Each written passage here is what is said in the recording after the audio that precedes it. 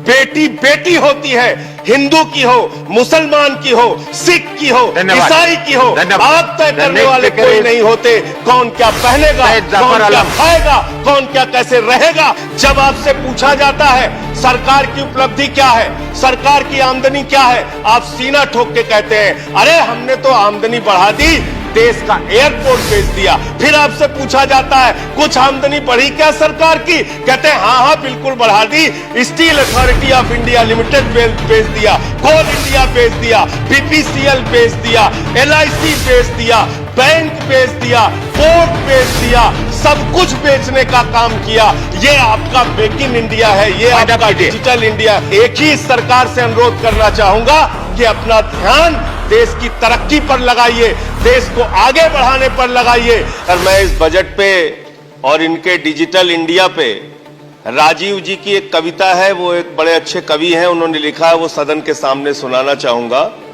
खाओ डिजिटल, गाओ डिजिटल, देश का बैंड बजाओ डिजिटल, रुपया डिजिटल, बैंक भी डिजिटल और सेना का टैंक भी डिजिटल, बच्चे पाए डिजिटल शिक्षा और फिर मांगे डिजिटल भिक्षा, बच्चे पाए डिजिटल शिक्षा और फिर मांगे डिजिटल भिक्षा, डिजिटल डॉक्टर, डिजिटल गोली, डिजिटल ईद और डिजिटल होली, डिजिटल सड़क पर डिजिटल कार, डिजिटल संसद और सरकार, डिजिटल खेत में करो किसानी, डिजिटल खाद और डिजिटल पानी, डिजिटल दूध और डिजिटल गाय, डिजिटल चीनी, डिजिटल चाय, भर के खाओ डिजिटल रोटी। मान्यवर इन्होंने कहा है कि 60 लाख नौकरियां देंगे।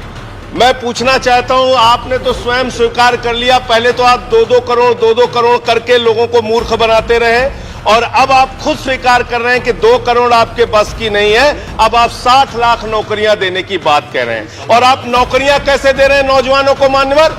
35,000 रेलवे भर्ती के लिए 1 करोड़ नौजवानों ने उसमें फॉर्म भरा और उसके बाद जब उसका परिणाम आता है उसमें घोटाला और गड़बड़ी की जाती है। जब वो नौजवान सड़क पर नौकरी मांगने के लिए निकलते हैं उनको लाठियों से पिटवाया जाता है, प्रयागराज में उनको पटना में लाठियों से पिटवाया जाता है, घर में घुस के लाठियों से पीट पीट के आप नौकरी दे रहे हैं, आंसू गैस के गोले छोड़ छोड़ के आप नौकरी दे रहे हैं। आप कर्मचारियों की बात इस बजट में कर लीजिए मान्यवर, जब कर्मचारियों की चर्चा होती है पूरे देश के कर्मचारियों की एक ही मांग है, पुरानी पेंशन की बहाली की जाए, पुरानी पेंशन की बहाली की जाए। 40 दिन कोई सांसद और विधायक रह लेता है, पूरे जीवन भर उसको पेंशन मिलती है। 40 साल कोई कर्मचारी नौकरी करता है, उसकी पेंशन आपने खत्म कर दी। पेंशन तो छोड़िए, टैक्स के राहत की उम्मीद थी कर्मचारियों को, आपने इस बजट में वो भी नहीं दिया। इसके साथ साथ मान्यवर आपने इस बजट में किया क्या है? 22 तक सबको घर देने की आपकी योजना थी, वो 22 तक घर देने की योजना भी पूरी तरीके से जमीन पर उतर के नहीं आई, वो भी फेल साबित हुई।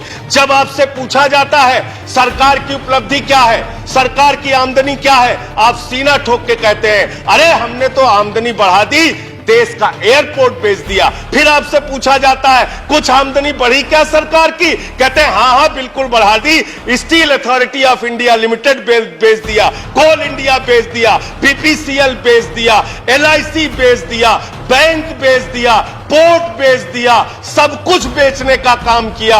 ये आपका मेक इन इंडिया है, ये आपका डिजिटल इंडिया। मान्यवर मैं खत्म कर रहा हूं मान्यवर, मैं मनरेगा की आप बड़ी पीठ थपथपाते हैं अपनी, मनरेगा की चर्चा बहुत होती है, मनरेगा का बजट आपने खत्म कर दिया, खाद की सब्सिडी आपने कम कर दी। अंत में आपके माध्यम से एक ही सरकार से अनुरोध करना चाहूंगा कि अपना ध्यान देश की तरक्की पर लगाइए, देश को आगे बढ़ाने पर लगाइए।